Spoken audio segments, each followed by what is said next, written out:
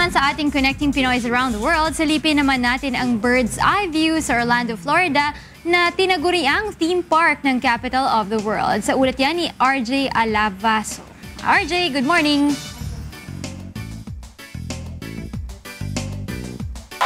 Magandang umaga mga kasambahay. Magandang umaga sa inyo dyan sa studio. At syempre, magandang umaga sa ating Kuya Daniel Razon. Nandito tayo ngayong umaga sa helicopter rides upang ating ipasyal ang ating mga kasambahay sa bird's eye view ng tinatawag na Capital Theme Park of the World, ang Orlando, Florida. Ang Orlando ay ang largest metro area sa buong Florida at 5th largest city sa Florida.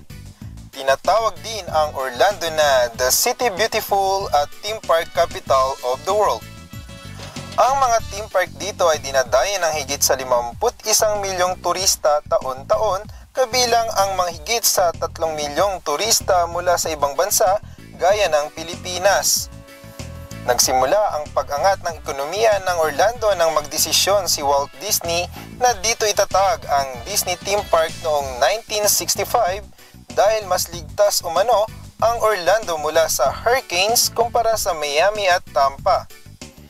Dito na nagsimulang lumago at dumami ang mga theme park sa Orlando, kaya naman ang syudad ang may pinakamarami nito at mga entertainment attractions sa buong mundo.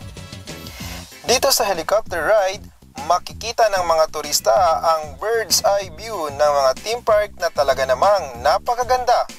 Kaya naman sa halagang $30 per passenger, siguruhing mga kasambahay na subukan ang helicopter ride sa Orlando, Florida.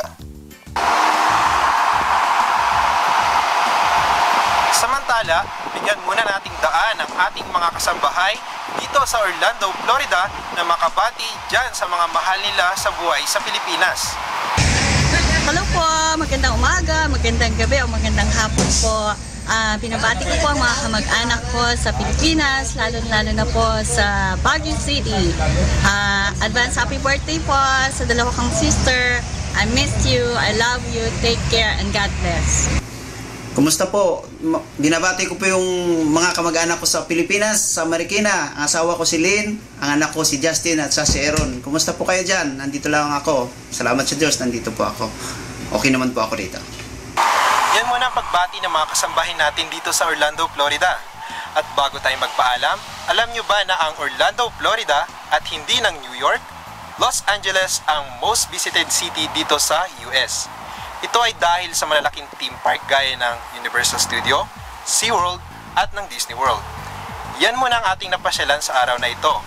Mula rito sa Orlando, Florida, ako si RJ Alabaso para sa Good Morning Kuya ng UNTV, Connecting Pinoys Around the World. Back to you dyan sa studio. Maraming salamat sa iyo, RJ Alavaso, dyan sa Orlando, Florida.